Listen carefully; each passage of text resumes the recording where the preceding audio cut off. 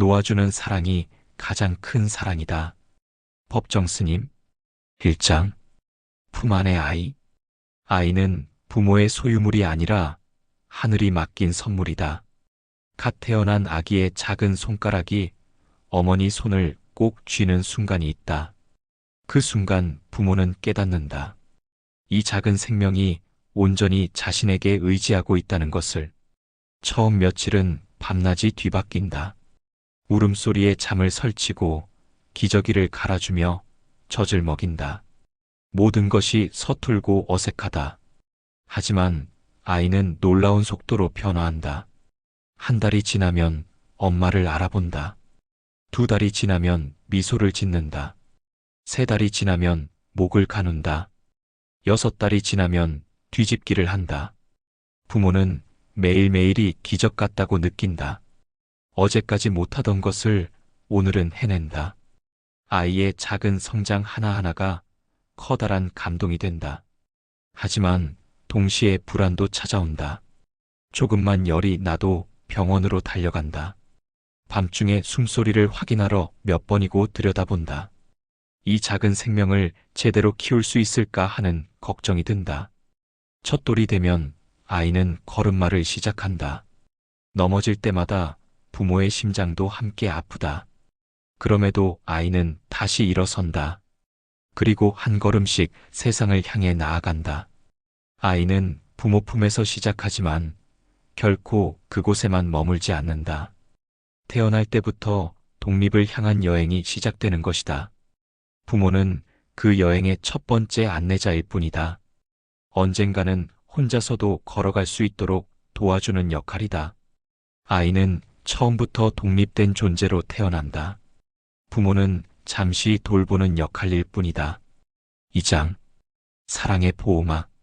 부모의 사랑은 자식이 날 수 있게 하는 것이지 새장에 가두는 것이 아니다. 아이가 걸음마를 시작하면 집 안 곳곳이 위험해 보인다. 모서리는 스펀지로 감싸고 계단엔 안전문을 설치한다. 콘센트는 막고 서랍은 잠근다. 온 집이 아이 중심으로 바뀐다. 밖에 나가면 더욱 조심스럽다. 차도 근처에서는 손을 꼭 잡는다. 놀이터에서도 한시도 눈을 떼지 못한다. 혹시나 하는 마음에 계속 주의를 당부한다. 유치원에 보낼 때도 마찬가지다. 선생님께 우리 아이 특징을 자세히 설명한다. 물을 많이 마셔야 하고 추우면 감기에 잘 걸린다고 당부한다. 낯을 많이 가린다는 것도 빼놓지 않고 알린다. 초등학교에 입학하면 걱정이 더 커진다. 학용품을 빠뜨릴까봐 매일 챙겨준다. 숙제는 옆에서 도와준다. 친구들과 잘 지내는지 담임 선생님께 수시로 안부를 묻는다. 하지만 과보호는 독이 될 수 있다. 아이는 스스로 판단할 기회를 잃는다. 실수를 통해 배울 경험도 놓친다. 부모가 모든 것을 미리 해결해주면 아이는 무력해진다. 중학교에 올라가면 아이는 반항한다. 혼자 할 수 있다고 주장한다. 간섭받기 싫다고 말한다. 부모는 당황한다. 그동안 사랑으로 한 일인데 왜 아이는 싫어할까? 사랑의 보호막이 때로는 성장의 벽이 된다. 아이를 지키려던 마음이 아이를 가둔다. 새가 날개짓을 배우려면 둥지를 떠나야 한다. 부모의 품이 너무 안전하면 아이는 날 용기를 잃는다. 진정한 보호는 아이 스스로 위험을 판단하고 대처할 힘을 기르는 것이다. 넘어져도 다시 일어설 수 있는 용기를 주는 것이다. 사랑이라는 이름의 과보호는 오히려 자녀의 성장을 방해할 수 있다. 3장. 집착의 그림자. 자식에 대한 집착은 사랑이 아니라 소유욕이다. 엄마가 다 해준다는 말이 얼마나 많은 가정에서 울려 퍼지는가. 부모는 자식을 위해 모든 것을 희생한다고 생각한다. 하지만 그 희생이 때로는 자식을 올가매는 사슬이 된다. 고등학생 된 자식의 도시락을 여전히 싸준다. 대학생이 된 자식의 수강 신청을 대신해준다. 취업 면접장까지 따라간다. 우리 애는 아직 어리다며 핑계를 댄다. 자식의 친구까지 간섭한다. 공부를 안 하는 친구는 만나지 말라고 한다. 집안 형편이 안 좋은 친구도 멀리하라고 한다. 자식의 인간관계까지 부모가 정하려 든다. 연애할 나이가 되면 더욱 심하다. 몰래 휴대폰을 확인한다. 어디서 누구와 만나는지 추궁한다. 공부나 하라며 연애를 원천봉쇄한다. 결혼 상대도 부모가 정하려 한다. 우리 집안과 어울리는 사람이어야 한다고 말한다.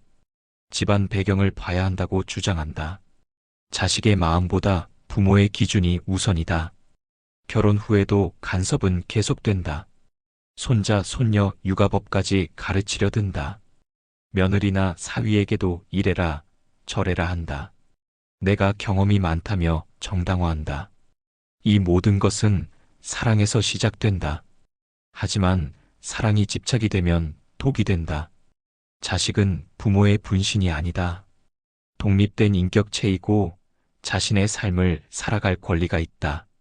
집착하는 부모 밑에서 자란 자식은 두 가지 길로 간다. 완전히 순종하여 자아를 잃거나 완전히 반항하여 관계를 단절하거나 둘 다 불행한 결말이다. 진정한 사랑은 자식을 독립된 존재로 인정하는 것이다. 실수할 권리, 실패할 권리, 자신의 길을 선택할 권리를 주는 것이다. 집착은 사랑의 탈을 쓴 이기심이다. 자식을 소유물이 아닌 독립체로 인정해야 한다. 4장. 세상 속으로의 첫걸음. 학교는 작은 사회다. 아이는 거기서 인생의 첫 수업을 받는다. 첫 등교날, 아이는 설렘과 두려움을 동시에 안고 집을 나선다. 부모 품을 벗어나 처음으로 맞는 진짜 세상이다. 선생님이라는 새로운 어른을 만난다. 친구라는 동등한 존재들과 어울린다. 학교에서 아이는 처음으로 규칙을 배운다. 수업 시간에는 조용히 해야 한다는 것, 차례를 지켜야 한다는 것, 다른 사람을 배려해야 한다는 것, 집에서는 몰랐던 사회의 룰을 익힌다. 때로는 부딪힌다. 친구와 싸우기도 하고 선생님께 혼나기도 한다. 시험에서 나쁜 점수를 받기도 한다. 집에서는 경험하지 못한 좌절을 맛본다. 하지만 이 모든 것이 성장의 밑거름이 된다. 친구와 화해하며 용서를 배운다. 실수를 하며 책임감을 기른다. 경쟁하며 노력의 가치를 안다. 중학교에 가면 사춘기가 시작된다. 부모보다 친구가 더 중요해진다. 선생님의 말보다 또래의 인정이 더 소중하다. 이때 부모는 서운함을 느낀다. 이렇게 키웠는데 하는 아쉬움이 든다. 하지만 이것은 자연스러운 과정이다. 아이는 부모 외의 관계에서 자신을 발견한다. 친구들과의 우정, 선후배 관계, 선생님과의 소통을 통해 사회성을 기른다. 고등학교에 가면 진로 고민이 시작된다. 나는 무엇을 하고 살까 생각한다. 어떤 사람이 될까 궁금해한다. 부모의 꿈이 아닌 자신만의 꿈을 찾기 시작한다. 대학교에 가면 본격적인 독립이 시작된다. 기숙사에서 살며 스스로 일어나고 밥을 챙긴다. 동아리 활동, 아르바이트, 연애까지 모든 것을 혼자 결정한다. 사회에 나가면 진짜 어른이 된다. 직장에서 상사와 동료를 만난다. 고객을 대하며 서비스를 배운다. 월급을 받으며 경제적 가치를 안다. 이 모든 과정에서 아이는 진정한 삶을 배운다. 부모가 대신해 줄 수 없는 경험들이다. 넘어지고 일어서고 또 넘어지면서 강해진다. 세상 속에서의 경험이야말로 아이를 진정한 어른으로 성장시킨다. 5장. 놓아주는 사랑. 놓아주는 사랑이 가장 큰 사랑이다. 진정한 사랑은 역설이다. 더 사랑할수록 더 놓아주어야 한다. 더 소중할수록 더 자유롭게 해주어야 한다. 이것이 부모가 배워야 할 가장 어려운 사랑이다. 새끼 독수리가 둥지를 떠날 때를 생각해보자. 어미 독수리는 새끼를 절벽 아래로 밀어낸다. 떨어지는 새끼를 보며 어미의 마음도 아프다. 하지만 그래야만 새끼가 날 수 있다는 걸 안다. 부모도 마찬가지다. 자식을 평생 품에 안고 있을 수는 없다. 언젠가는 놓아주어야 한다. 그래야 자식이 자기 삶을 살 수 있다. 놓아준다는 것은 사랑하지 않는다는 뜻이 아니다. 오히려 더 깊이 사랑한다는 뜻이다. 자식의 행복을 진정으로 원한다면 자유를 주어야 한다. 대학 진학 때 놓아주기가 시작된다. 자식이 원하는 전공을 선택하게 해준다. 부모 마음에는 안 들어도 존중한다. 내가 좋아하는 걸 하라고 격려한다. 연애할 때도 놓아준다. 자식이 선택한 사람을 믿어준다. 간섭하고 싶은 마음을 참는다. 내가 판단해서 정하라고 말한다. 결혼할 때는 완전히 놓아준다. 새로운 가정을 이루는 자식을 축복한다. 며느리나 사위를 진심으로 환영한다. 이제 너희가 가정의 중심이라고 인정한다. 손자, 손녀가 태어나도 절제한다. 키우는 방식에 간섭하지 않는다. 도움을 요청할 때만 도와준다. 너희가 부모니까 너희가 정하라고 말한다. 이런 부모 밑에서 자란 자식은 감사한다. 자유롭게 자신의 삶을 살 수 있어서 고맙다. 부모의 믿음이 자신을 더 책임감 있게 만든다. 그래서 더 자주 찾아오고 더 많이 소통한다. 놓아주는 사랑은 용기가 필요하다. 자식이 실수할까봐 불안하다. 잘못된 선택을 할까봐 걱정된다. 하지만 그 걱정을 참고 기다린다. 진정한 사랑은 붙잡는 것이 아니라 놓아주는 것이다. 6장. 부모의 용기. 용기는 두려움이 없는 것이 아니라 두려움을 이겨내는 것이다. 자식을 놓아주는 것만큼 무서운 일은 없다. 혹시 잘못되면 어떡하나? 실패하면 어떡하나? 다치면 어떡하나? 온갖 걱정이 머릿속을 가득 채운다. 하지만 부모가 먼저 용기를 내야 한다. 자식에게 용기를 가르치려면 부모가 본을 보여야 한다. 겁내지 말고 도전하라고 하려면 부모가 먼저 두려움을 이겨내야 한다. 첫 번째 용기는 믿어주는 것이다. 우리 아이도 할 수 있다고 믿는다. 비록 어리고 경험이 부족해도 스스로 판단할 능력이 있다고 믿는다. 이 믿음이 아이에게 큰 힘이 된다. 두 번째 용기는 기다려주는 것이다. 답답해도 참고 기다린다. 당장 도와주고 싶어도 견딘다. 아이가 스스로 해결할 때까지 옆에서 지켜본다. 세 번째 용기는 실패를 허용하는 것이다. 아이가 넘어져도 바로 일으켜주지 않는다. 실수해도 괜찮다고 말해준다. 실패를 통해 배우는 것이 더 값지다고 생각한다. 네 번째 용기는 홀로서기다. 자식이 떠나면 부모는 혼자 남는다. 빈 둥지 증후군이 찾아온다. 하지만 이것도 자연스러운 과정이라고 받아들인다. 용기 있는 부모의 자식은 용감하다. 부모가 자신을 믿어준다는 것을 알기 때문이다. 실패해도 실망시키지 않을 것이라는 확신이 있다. 그래서 과감하게 도전한다. 반대로 겁 많은 부모의 자식은 소극적이다. 부모의 불안이 고스란히 전해진다. 조심하라는 말을 듣고 자란다. 그래서 새로운 것에 도전하기를 두려워한다. 부모의 용기는 자식에게 전해진다. 자신감도, 도전 정신도, 회복력도 부모로부터 배운다. 부모가 인생의 첫 번째 선생님이기 때문이다. 때로는 외롭다. 다른 부모들은 자식을 끝까지 도와주는데 나만 가만히 있으면 이상한 부모 같다. 하지만 장기적으로 보면 놓아주는 것이 옳다. 부모의 용기가 자녀의 용기를 만든다. 먼저 두려움을 이겨내자. 7장. 멀리 있어도 이어진 마음. 거리는 마음을 멀게 하지 않는다. 사랑은 시공을 초월한다. 자식이 집을 떠나는 날, 부모의 마음은 복잡하다. 기쁘면서도 서럽다. 자랑스러우면서도 외롭다. 이제 정말 어른이 되었구나 싶으면서도 여전히 어린아이 같다. 텅 빈 방을 보면 눈물이 난다. 책상 위에 놓인 인형, 벽에 붙은 사진들이 추억을 불러온다. 배고프다며 뛰어들던 그 아이는 어디 갔을까? 하지만 몸은 떨어져도 마음은 연결되어 있다. 전화 한 통이면 언제든 목소리를 들을 수 있다. 메시지 하나면 안부를 전할 수 있다.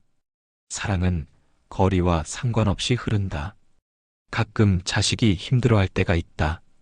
직장에서 스트레스 받거나 인간관계로 고민할 때. 그럴 때 부모는 달려가고 싶다. 하지만 참는다. 대신 말로 위로한다. 힘들지 않냐며 공감해준다. 엄마도 그런 적이 있다며 경험을 나눈다. 괜찮다며 용기를 북돋아준다. 필요하면 언제든 연락하라고 말한다. 조언을 하기보다는 공감을 해준다. 자식도 부모를 그리워한다. 특히 아플 때, 외로울 때 부모 생각이 간절하다. 어릴 때 아프면 엄마가 죽으로 끓여주던 기억이 난다. 그런 따뜻함이 그립다. 명절이 되면 가족이 모인다. 자식들이 하나둘 집에 온다. 그때 부모는 세상에서 가장 행복하다. 온 가족이 한 상에 앉아 밥을 먹는 모습이 꿈만 같다. 손자, 손녀가 태어나면 새로운 연결고리가 생긴다. 자식이 부모가 되어 돌아온다. 엄마는 어떻게 키웠냐고 묻는다. 그때 부모는 조용히 웃는다. 독립은 단절이 아니다. 새로운 방식의 연결이다. 어린아이 때의 일방적 의존에서 성인 간의 상호 존중으로 바뀌는 것이다. 멀리 있어도 자식은 자식이다. 30이 되어도 40이 되어도 부모 눈에는 여전히 아이다. 하지만 이제는 어른으로 대한다. 그것이 성숙한 사랑이다. 독립은 사랑의 끝이 아니라 새로운 시작이다. 거리가 멀어도 마음은 가까이 있다. 8장. 다시 만나는 이해. 나이 들어 부모가 되어서야 부모의 마음을 안다. 30을 넘어 자식을 낳고 키우다 보면 깨닫는다. 아, 우리 부모님이 이런 마음이었구나. 밤새 울어대는 아기를 달래며 생각한다. 엄마는 나 때문에 얼마나 잠을 못 잤을까. 아이가 열이 날 때면 병원으로 달려간다. 가슴이 철렁하고 온 신경이 곤두선다. 그제서야 이해한다. 부모에게 자식의 아픔은 자신의 아픔보다 더 큰 아픔이라는 것을. 아이가 조금만 늦게 들어와도 불안하다. 휴대폰을 몇 번이고 확인한다. 사고가 난 건 아닐까 온갖 상상을 한다. 어릴 때 늦게 들어가면 왜 그렇게 걱정하셨는지 이제 안다. 아이 교육비 때문에 고민한다.